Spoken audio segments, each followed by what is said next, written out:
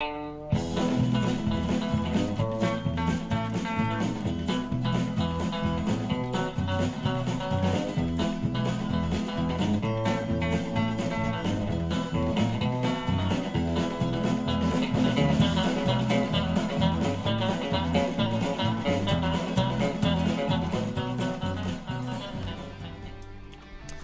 welcome back to DreamHack. Ladies and gentlemen, we're actually in a game, believe it or not. Yes, that's true, it's StarCraft 2 is the focus point here. It's a fresh best of 3. It's spawning here in the top right corner of Merry-Go-Round. From Evil Geniuses, the Red Terran, Thorzain. In the bottom position, as the blue Protoss, it is Rake. So don't know a lot about Rake coming into the brackets here, of course, but we'll see how he can handle himself against Thorzain. Thorzain, you know, there was a time where this guy was a scary force to be reckoned with. I'm not saying he's necessarily worse now, but he has certainly been less active. As far as his chances here in DreamHack go, I think he's got a good chance to get out of his group stage at the very least. Whether he can carry that through to part 2, though, we'll have to wait and see. But Rake, at the same time, being a little bit unknown, we've seen some seriously weird unknown Protoss players take down some of the best players. I mean, one of the few times Polt lost in a Zotac Cup was to like a completely no-name Protoss who DT rushed him, so it does happen from time to time. Why you gotta say it like that? Well, I don't just mean make Protoss look, you know. No. Okay, hang on. Fair point. The thing is strategy, right? The best Terran players can get caught off guard by any build. Same with Protoss players. Oh, you did like a 5 racks all in? I didn't see that coming. Whoops. I mean, it's not about the power of one race versus the other, but it's just the fact that we don't know much about Rake, what his potential is. What is he, a caster squirm? Just try and make it seem like we don't like Protoss in a cast. No, I'll be the first guy to be like, yo, you know, fuck Protoss. But I mean, realistically, that's not what I was getting at. I just want to make that very clear. Oh, I like this actually, the supply depot down here too. Good for War Prism spawning later on, plus no proxies. Yeah, it's very true. Now, Thorzain won't get the correct scout, but it doesn't really matter. Well, actually, he didn't open with a Reaper. That surprised me. Okay, that must have been a 13 gas then. Or maybe it was 15? For which, sir? It was... For Thorzain? Because he didn't open up with a Reaper, which is a 12 gas.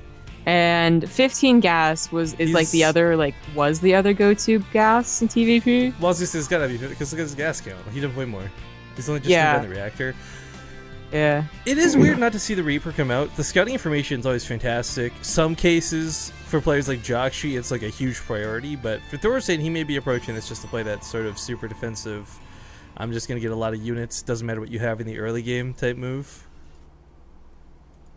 Well, he's going to depend on his SCV to go ahead and scout, and if you see the Nexus, you know that anything you have to worry about is pretty much a minute later. It's like a DT rush is a minute later than it would be. I think it hits like 6 minutes or around there. Now it's going to hit at like 7, the base up. So, but it will mean that like he won't be able to scout exactly what it is unless he uses a scan. Oh, you know what? He's going for a Woodamine drop, I think. So this actually scouts anything important on 2 bases. In just enough time to react to it. But I've seen some good Terran players get caught off guard by this. You know, you go for the Woodamine with the 6 Marines, you drop it across the map, and oops, there's a 3-gate already putting pressure at your natural. All right, yeah, 3-gate. Like I know it scouts a DT rush in time, and like a T-base Stargate, I guess, if like you're gonna do that. But I don't know about a 3-gateway attack. Those are rare. They used to be so common, but those aren't really used that much in Heart of the Storm. No, definitely not. But that's the thing. Once again, you come across these players who aren't the Grandmaster meta of Europe right now, right? The players like Rake, who we don't know a lot about. You always got to be a little bit worried. And Thorzain might not be encompassing that mentality. He may just be saying, like, look, I don't know this guy, so maybe he's not that big of a threat. But it's actually Hellions coming out, which I do find a bit curious. Yeah, so he's going to be able to attack 2 points at once, drop in the main with the Marines, and then go in the natural with the Hellions. And it can be very difficult to hold off. Well, I guess the one thing is if you do drop enough in the main, probes get pulled, they're into the natural, into a fiery death, but... showing the Hellions is almost always like, okay, you're going to do that type of drop with the harass. Like, can he do anything more about it? Well, he can't like, don't be really, really greedy and get like no units, which he's already not doing. So I think just seeing the Hellions already has some indication that he needs to start thinking about protecting two places at once. And maybe if you're really scared, pulling the probes are natural. I was really hoping we were going to see some sort of weird armory timing with this, I'm not going to lie.